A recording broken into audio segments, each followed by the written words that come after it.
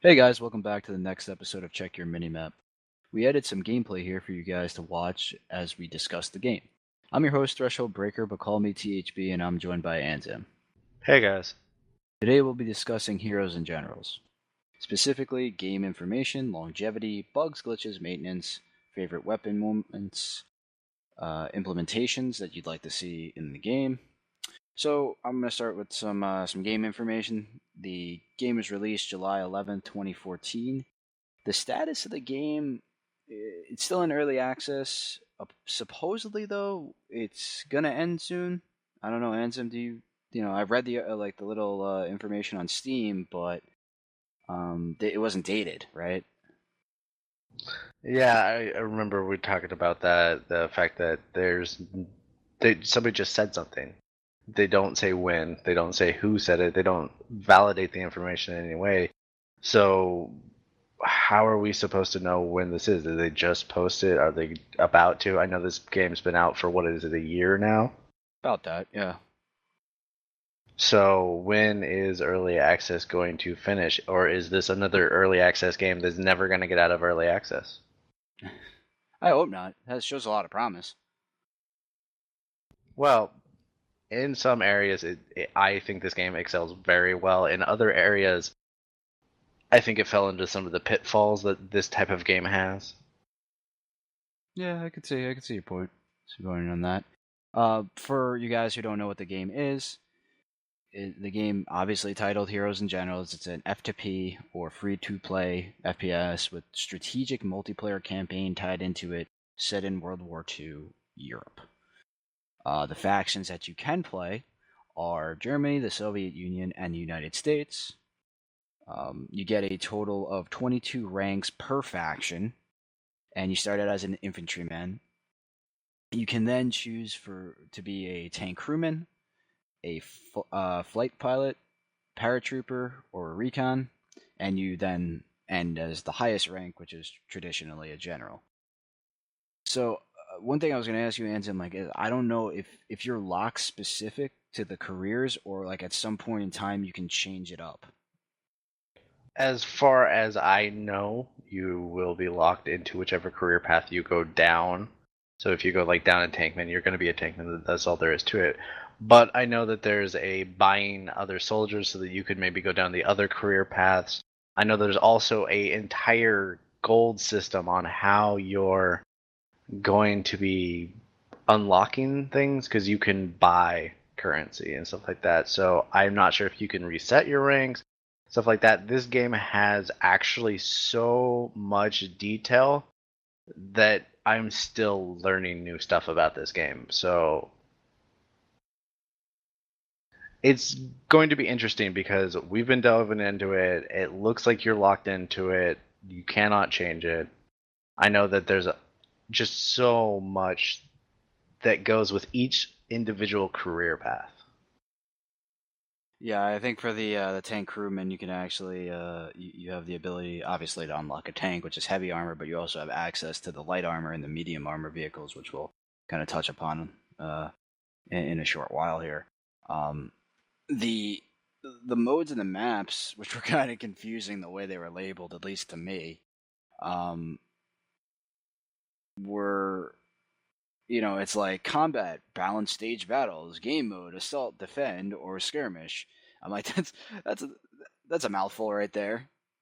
Yeah, I played all. I tried to play through every single game mode as much as I could, trying to weigh each one equally so that like I played it just as many in stage battles as I did in war, each mode under that, etc. But I just found myself going back to staged battle because war is dictated by the players, stage battle is already preset, and it just seems more balanced because war seems to get really imbalanced some days. Yeah, the the whole idea behind like the skirmish too, right? Is it's weird. Like you get three capture points, and depending on how many capture points, you get a progress bar. And then once your progress bar is full, the battle's over, right? But in the assault or defend, it's created by generals, supposedly. At least that's the description. And for example, on like Mountain Town, you had to capture 15 points to win the battle with my teammates. But you can also be defending these points, in which, for every capture the enemy team makes, they gain more time to capture the next point. So that's pretty. I mean, to me, that's a good balance. Like it's like, oh, you guys succeeded in capping a point, you got rewarded. Here's a little bit more time to go and cap the next point. Yeah, I will.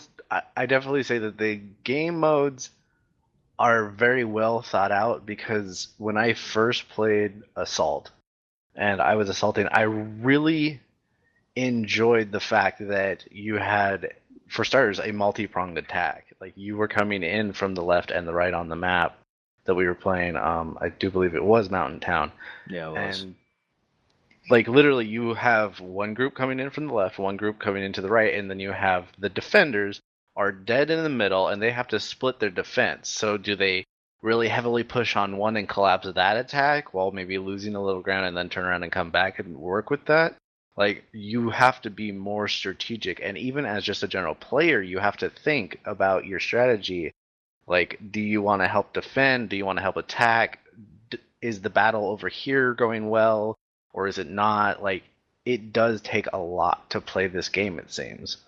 Yeah, and I wanted to talk about the mini map. It's one of my pet peeves, really, right now. I mean, I know it's not like a modern day shooter. It's a World War II Europe, but there needs to be some kind of better wayfinding, I guess would be the way to go about it. Like, especially for the pickup weapons, which are usually the bazookas. To deal with heavy armor. Like, you're not always going to have a bazooka depending on your rank. Those in some way, like they could even be like pencil marks. You know what I'm saying? Like, like red pencil marks, like in building, for example, like in building A, like there's an X, meaning there's a bazooka there. Like, if you're going to show like vehicles moving on the map, I'm pretty sure you can, like, and then by the map, I mean the map that your character holds up as you press M. It's like a little, clipboard with a map attached to it. Yeah, there's plenty of information on it, but when you do run into a tank and you don't happen to have a bazooka, unless you know the map, you're going to basically be retreating the entire time. That's what I'm saying too. It's like, should you have to learn the maps, or, and I mean this lightly, like, in terms of finding items that you can use to defeat opposing forces. Should you have to learn the map, like to know where all the bazookas are, or should you be informed by the map telling you where these bazookas are to deter the heavy armor? I'm going to go with, I prefer having that, like, marked on a map, because trying to find them, as I've already gone through the game and I've tried to find some of them are in really weird places. Like, I Right. have no business going there, but I literally found it because I spent 5 minutes searching for this weapon because there was armor in front of me and it needed to go away. Right, like in the bottom of a church tower. Or at the top of a church tower. Yeah, exactly. I mean, and I get the point. Like, I understand. Like, I understand being at a high point to shoot at lethal tanks. Like, I get that. Like, you should be at a high point. It's a vantage point. Like, that makes sense to me. But trying to find those things in a big open 15 capture point map becomes problematic. And yes, you can get a bazooka and you can carry it and you can have a lot of ammo for it.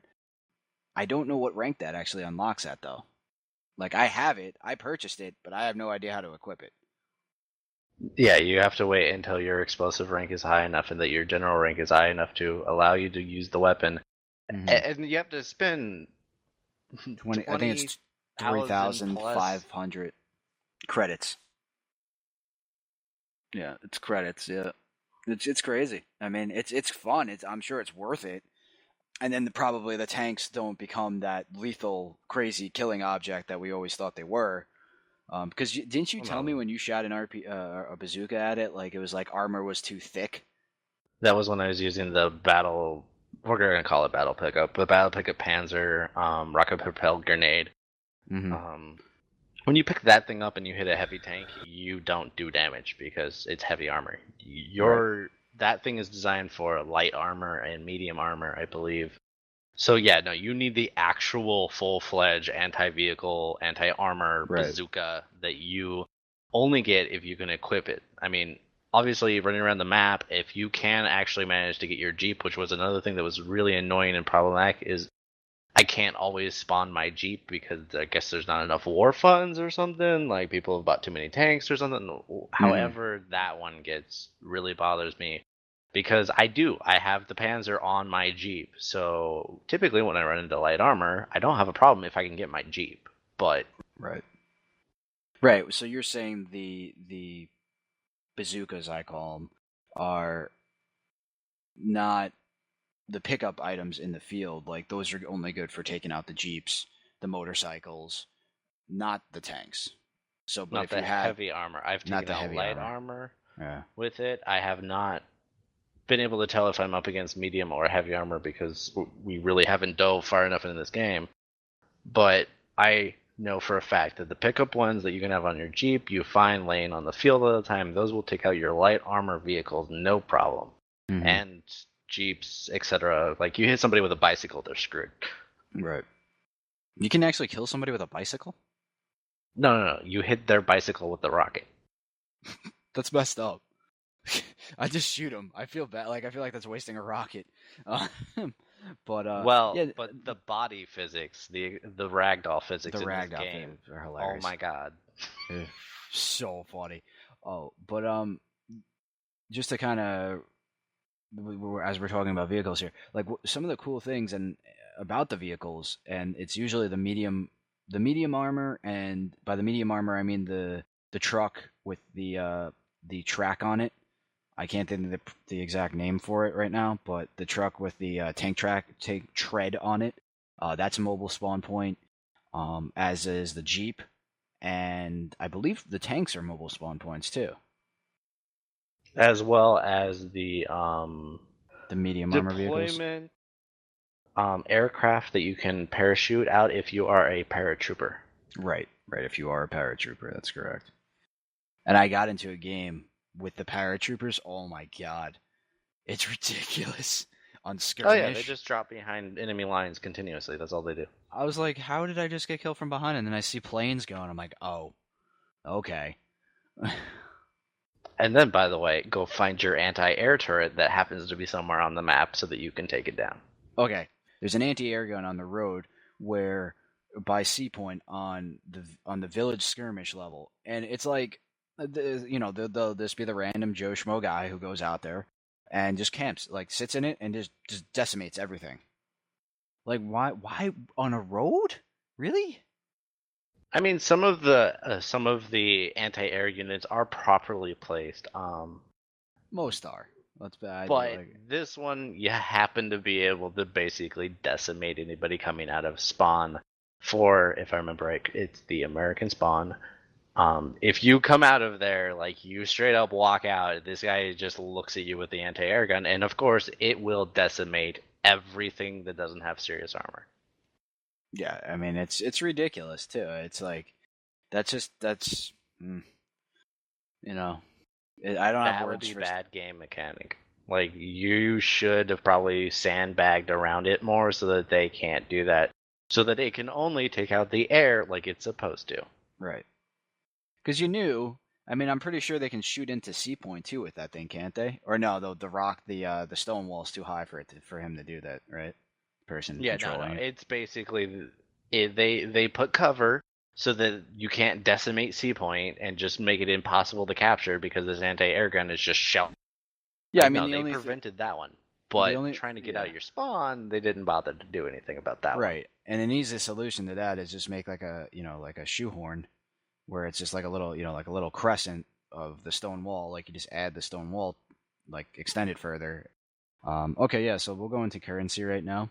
So actually I found out there's three forms of currency in this game. There's credits, there's gold, and then there's war funds. Credits, obviously we've been talking about it, earned during gameplay, also from taking objectives, destroying vehicles, killing enemy players.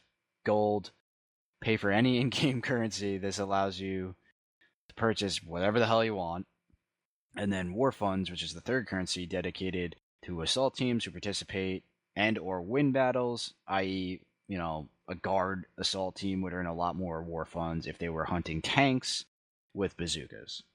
So I think the only thing that really pisses both of us off is the gold. Yeah, the gold. The gold's a serious issue. You do not. Okay, so there are things that basically to unlock them, you really just pretty much want to pay in gold because that's the easiest, fastest way to get them. And you don't make gold really in the game. Like traditionally, just playing it, you don't really make a lot of gold. But you can buy gold with real world money, and then you can just buy a tank because you have gold. Yeah. And voila. You can Yeah. buy ranks. Like you can straight up buy your rank. You don't even have to like work for it. You can buy your rank and you can buy your tank and you can buy whatever you want if you're willing to put in money. And some of it's some serious money. There's I think it's $112 for some stupid amount of gold, but you can put a ton of money in this game if you really feel like it. I don't have problems when free to play games have like you want to pay for camouflage or you want to pay for like aesthetic things that don't really make the game imbalanced. I'll even accept being able to buy weapons that others can't that are balanced with the actual game weapons. Like other games have introduced battle rifles that you can only get if you buy, but they aren't super ridiculously overpowered. It's not pay to win. This, on the other hand, is very, very pay to win. I don't know how to weigh it out considering the game's been out for a year, so can we really say initially, because we don't know, was that the way the game went? Like, did people just like, oh, screw it, $112 or $120, I get a crap ton of gold, I'm buying a tank? I don't know, but what I do know is we just started playing the game, and there's plenty of people that are still just now getting into this game, and there's pretty much one option only when you run into some 5-star generals that have tanks that are just completely decimating your team continuously. Right. Is do you take that? Because after rank 3, you're no longer protected from these people. Before rank 3, you only play with people that are before rank 3. After rank 3, you're screwed. Right. Because now you actually have to play with these people. And these people have tanks. And some of them may have earned them legitimately. And hurrah to them. Right. But I just can't survive for more than 2 seconds because they're shelling my spawn. Like, what do I do? Do I just die, or do I have to buy a tank? And it really seems like to play against these people, you gotta buy a tank. Yeah. But it's also interesting, too. It's like, I rarely see tanks on the capture points. Maybe I haven't been playing the game enough, but I rarely, like, maybe, yeah, no, that's true. On skirmish, I don't see that. On attack defend,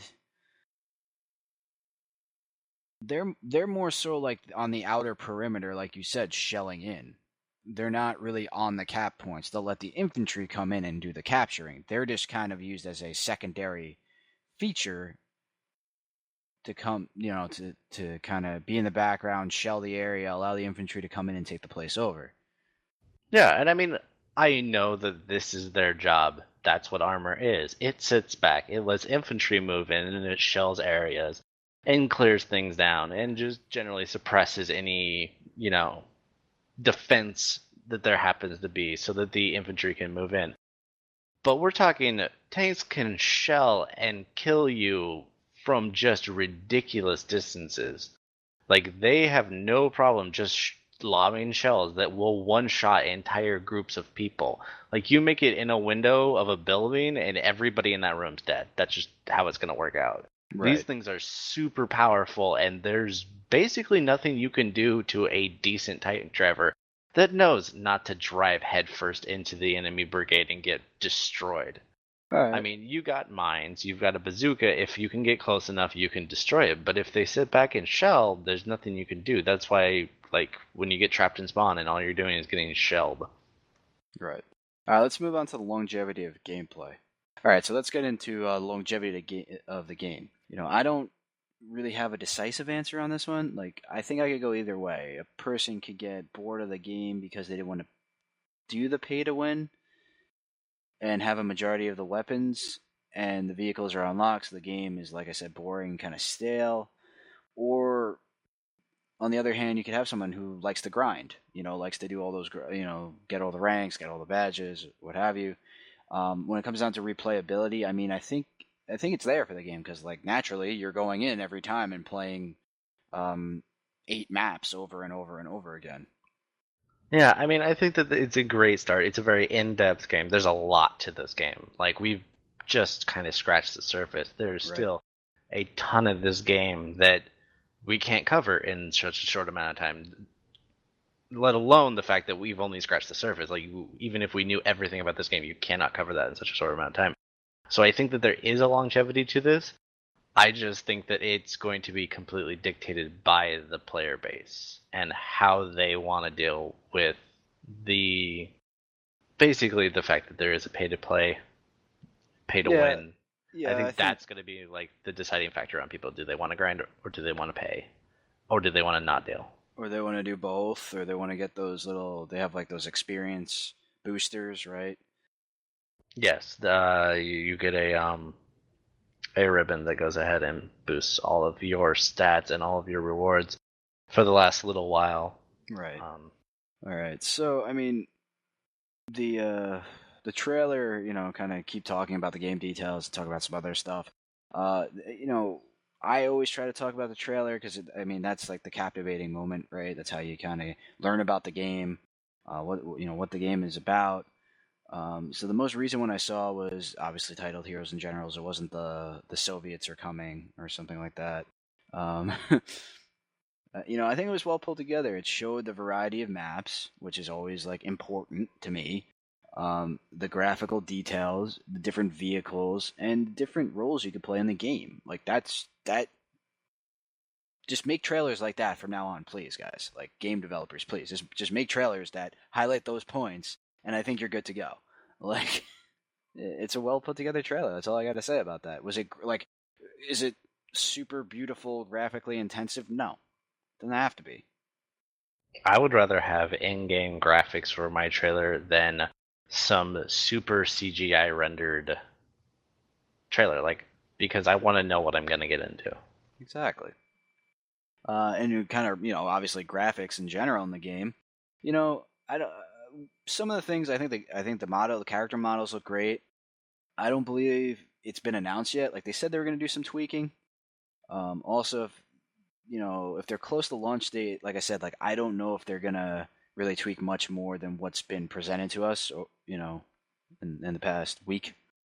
Um, I think for a free to play game though, it's pretty impressive. As far as free to play goes, it is a very nice looking game. I mean, it's not some AAA title graphics, super ridiculous. But it's not bad. It looks good. Yeah. I enjoy all the subtle details that they put in, and they really did a phenomenal job in this game. Yeah, I mean, there's some parts where you're playing where the graphics look a little fuzzy, like the vegetation looks a little fuzzy, but I'm okay with that. Like I know what it is. Like I have more cover. I feel like I have more cover in the vegetation in this game because my color palette on my character and the environment color palette actually allows your soldier to blend in. Like when you're shooting at a soldier, do you really see the colors of the guy's camo, or do you more than likely see his silhouette? Very true. Very true. And that's cool to me. That's great. That makes for like a realistic kind of approach. I feel like you wouldn't be seeing like I didn't come across too many bugs and glitches in the game. I did have one, I guess, if I really wanted to be nitpicking. And that was when you get into your Jeep and you do the command prompt, which I believe is C to switch seats, and you go to your like the machine gun in the back of the Jeep. The thing that screwed me was like the gun wouldn't fire. Like I didn't know if I wasn't doing it right, and then I had to get like another one of my teammates in back of my Jeep to actually shoot the physical gun. Yeah, for some reason you cannot shoot the Jeep mounted gun in third person. You have to be in first person, which Right. is kind of weird. I don't understand that. And the only other thing, I guess it's more of like a kind of like a wish list thing, was if it would reduce the loading times to games to maybe like a minute. Like I don't know if you really need like 75 seconds or whatever it is to load into a game. Oh, you're talking about when you join a match that is just about to begin, and it's got that 100-second wait before it begins, so that it gives it a chance to actually populate before the game begins. Oh, it's 100 seconds? I thought it was 75 seconds for Oh, the dude, lobby. there's 100-second ones that I've run into. I mean, it just depends on when you join. Oh wow, that's ridiculous. So I'm getting the benefit of the doubt, is basically what you're saying. So Yeah, but I mean, at the same time, that's supposed to like stop the game from being 4-on-4, which doesn't seem to happen. I've noticed that once you've started the round, you get more people joining, typically guaranteed, than actually like sitting in that load screen. yeah. So did you have a favorite moment? Like I really wanted to like get into this. Was like, did you have a favorite moment that you had in Heroes and General so far? I mean, I've got some pretty epic tears, found some really interesting spots to be from, like shoot from, and like protect things. But I'm not gonna say that I really have one particular favorite. Like I've had several where I go on, those heart pounding tears where you're just like you're killing guys over and over and over again, and then all of a sudden, oh wait, you don't have 50 rounds in your clip. It goes clink on the M1, and you're like, Well, I mean, I can sympathize with that. I mean, I showed you one of the clips that I had, so that was definitely that point. Like when I was using the MG1 with the M72 ammo, and I also heard the grease gun's ridiculous. I haven't tried it yet, but I heard it was ridiculous. I'm still in love with the MG1 though. I don't care. Um, and basically, I was trying to capture C point on the Mountain Village skirmish level, or excuse me, map, and we're trying to back half the enemy team so that they'll get off B point and come back to C point, and then we can capture B point. So the enemy team comes on us like Jeep comes in first, and then I gun down two people. I have two teammates in front of me in the tent trying to cap the base as well, and then like they don't see me. I'm hiding behind a sandbag, and then I'm shooting the other guy. Like there's two other guys that filter out. I don't know. I think I killed like 6 or 7 people, and then I wound up picking the wrong target for the last 3 guys that were remaining there. And then there was a guy who just shot me with a grease gun at the end. But like that's like you said, you live and you play the game for those kind of moments, and it's fun. Like that makes the game enjoyable. yeah, that makes up for the having to walk from spawn. No, man, you just get your bicycle. Nobody can kill you on a bicycle. It's too fast. Yeah, especially while you can't shoot off the back.